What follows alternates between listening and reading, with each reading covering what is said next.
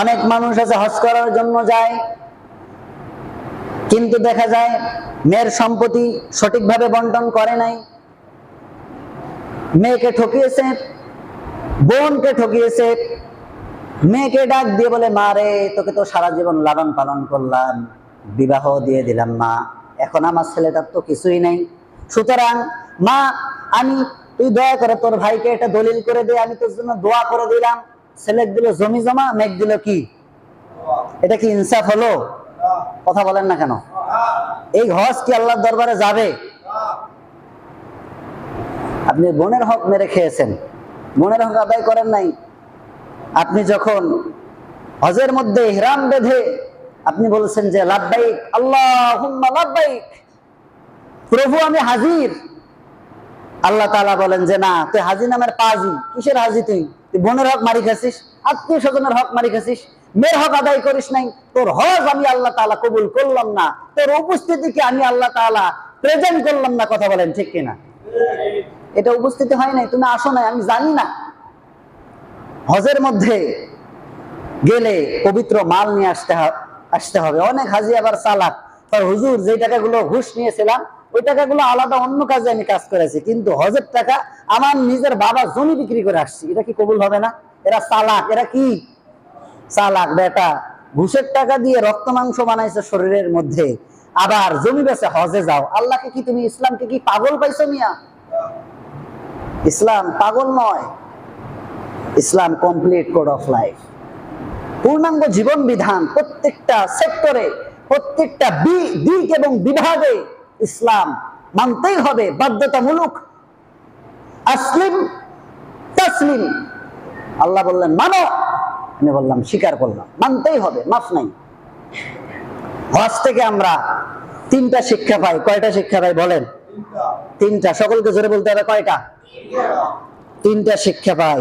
এই শিক্ষার থেকে কোন হাজি যদি শিক্ষা গ্রহণ না করে থাকে, বুঝতে হবে শুধু হজ করে টাকা পয়সা খরচ করে বিমান ভ্রমণ করাই হয়েছে, তার হজ কবুল হয় নাই। এক নাম্বার শিক্ষা সে বলছে, আপনি দেখেন লাব্বাইক আল্লাহুম্মা লাব্বাইক, প্রভু আমি হাজির, লা শারিকা লাকা লাব্বাইক, তোমার কোনো শরীক নাই, তোমার কোনো অংশীদার নাই, তোমার কোনো ছেলে মেয়ে নাই, সন্তান নাই, আমি তোমাকে বলছি লা শারিক, তোমার কোনো অংশীদার নাই। এটা বলছে কে? হাজি। কথা বলেন না কেন? কে বলছে? হাজি সাহেব বলছে। ইন্নাল হামদা, শুধু আপনার শরীক নেই তা নয়, আমি বলছি আল্লাহ সমস্ত সমুদয় প্রশংসা, সমস্ত প্রশংসা, ইন্নাল হামদা, সমস্ত প্রশংসা, সমুদয় প্রশংসা, যাবতীয় প্রশংসা, যা প্রশংসা করার মতো আমরা ক্ষমতা রাখি, তার বাইরে যত প্রশংসা, সমস্ত প্রশংসা তোমার। সমস্ত প্রশংসা কার? আল্লাহ। অনিয়ামতা, শুধু প্রশংসা নয়, আল্লাহ যত নিয়ামত আমাকে দিয়েছো, এই নিয়ামত গুলো তোমার পক্ষ থেকে দেয়া, আমার অর্জনে আমি কোনো কিছুই করতে পারি নাই। আমি আমার পড়াশোনা দিয়ে যে এক জায়গায় চাকরি পেয়েছি তা নয়, তুমি আমাকে রহম করেছো বিদায় আমি এই জায়গা পর্যন্ত পৌঁছাইতে পেরেছি। কথা বলেন ঠিক কিনা? অনিয়ামতা, সমস্ত নিয়ামত তোমার জন্য, তোমার সবকিছু।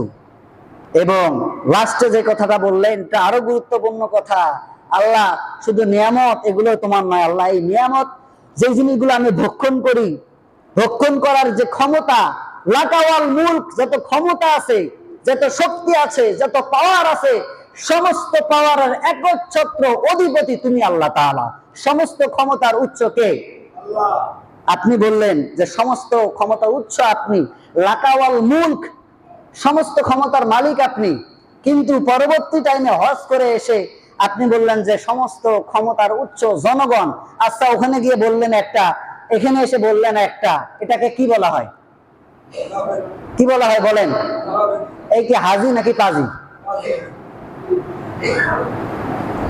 আল্লাহকে গিয়ে বলতেছেন তার ঘরের সামনে, আল্লাহ ইন্নাল হামদা, সমস্ত প্রশংসা তোমার, কিন্তু পার্লামেন্টে ঢুকলে অমুক নেতার প্রশংসা, তমুক নেতার প্রশংসা, প্রশংসা করতে করতে মুখের ফেনা তুলে ফেলায়, বিসমিল্লাহ দিয়েও শুরু করে না। এরা মুসলমান নামের কলঙ্ক। কথা বলেন ঠিক কিনা? এরকম হাজি আমি দেখেছি। হয়তো আমি হাজি, আমার পুত্রবধূ, আমার পুত্র বিবাহ করেছে ভারতের মধ্যে, আমার পুত্রবধূ হিন্দু ঘরের একজন মেয়ে, আমার মেয়ে কতটা ধর্ম নিরপেক্ষ জানেন?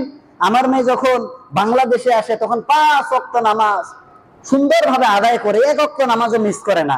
আর আমার পুত্রবধূ যখন ভারতের কলকাতায় যায়, আবার এই আমার পুত্রবধূ ওখানে গিয়ে পূজা করে। ধর্ম নিয়ে আমাদের কোনো বাড়াবাড়ি নাই। এরা কি মুসলমান হতে পারে? এরা কখনো মুসলমান হতে পারে না, এরা মুনাফিক। সমস্ত প্রশংসা বলে আসলেন আল্লাহ, কারো প্রশংসা করব না। আপনি মিথ্যা প্রশংসা করেন, মানুষকে তেল মারেন, ওখান থেকে আল্লাহ তাআলা শিক্ষা দিচ্ছেন যে বান্দা, স্বীকার করতেছো যে ইন্নাল হামদা, সমস্ত প্রশংসা তোমার। বাংলাদেশে গিয়ে আর কোন চোর দুর্নীতিবাজদের প্রশংসা করতে পারবা না, তাহলে হাজির খাতার থেকে তোমার নামটি আমি কেটে দেবো। কথা বলেন ঠিক কিনা? চোর বাটপারদের প্রশংসা করা যাবে না। অনিয়ামতা, নিয়ামত খাও আমার। আর বলো যে অমুক দেশ স্বাধীন না করলে আজকে আমরা এই বাংলাদেশে বাংলা ভাষা পাইতাম না, এটা পাইতাম না, সেটা পাইতাম না। অবদান তো আছে, কিন্তু তার মানে এই নয় সৃষ্টিকে আপনি প্রশংসা করবেন, স্রষ্টাকে করবেন না। আপনি যখন স্রষ্টাকে বাদ দিয়ে সৃষ্টিকে প্রশংসা করবেন, আপনার এই প্রশংসার চারানা দাম আল্লাহর কাছে নাই। কথা বলেন ঠিক কিনা? আপনাকে আগে স্রষ্টার প্রশংসা করতে হবে, তারপরে আপনি সৃষ্টির প্রশংসা করবেন। করবেন না কেন? আমি নিষেধ করি না। অনিয়ামতা, সমস্ত প্রশংসা তোমার, নিয়ামত তোমার। আল্লাহ সমস্ত ক্ষমতার উৎস। আমরা যারা আজকে এখানে এসেছি, আমরা সমস্ত ক্ষমতার উৎস। আমার জন্ম থেকে মৃত্যু পর্যন্ত প্রত্যেকটা দিক এবং বিভাগে আল্লাহ তাআলা যেখানে যে হুকুম দিয়েছেন, সেই হুকুমে প্রত্যেকটা ক্ষেত্রে আমরা আল্লাহ তাআলাকে মানবো কি মানবো না? মানবো কি না? আমরা মানবো। আমরা এই স্বীকৃতি যারাই দিবে তারাই হাজি, আর যারা স্বীকৃতি দেবে না তাদের হজ কোনো কাজে আসবে না। আল্লাহ রাসূল সাল্লাল্লাহু আলাইহি সাল্লাম বলেছেন, হাদিসের মধ্যে প্রিয় নবীজি বলেন, মান হাজ্জা লিল্লাহি ফালাম ইয়ারফুস ওয়ালাম ইয়াফসুক রাজা কায়াউমিন ওয়ালাদাতহু উম্মু।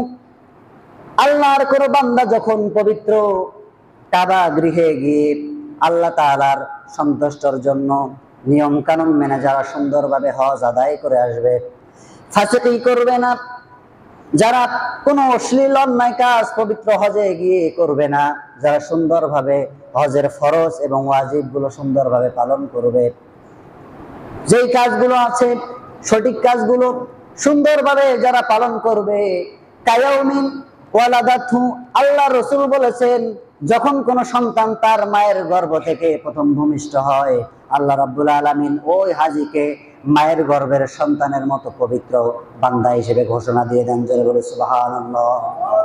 এইরকম নিষ্পাপ বান্দা হয়ে আপনি চলে আসবেন। এই জন্য যারা হজ করে আসে তাদেরকে সম্মান করবেন। হাজীদের সম্মান স্বয়ং দিয়েছেন কে? হাজীদের সাথে কিন্তু বেয়াদবিপূর্ণ আচরণ করা যাবে না।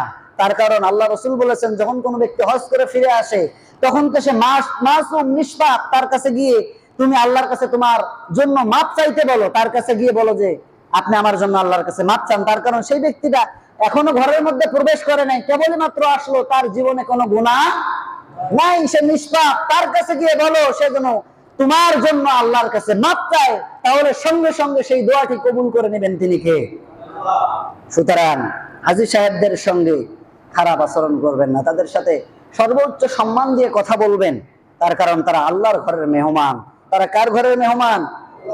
আল্লাহর ঘরের মেহমান।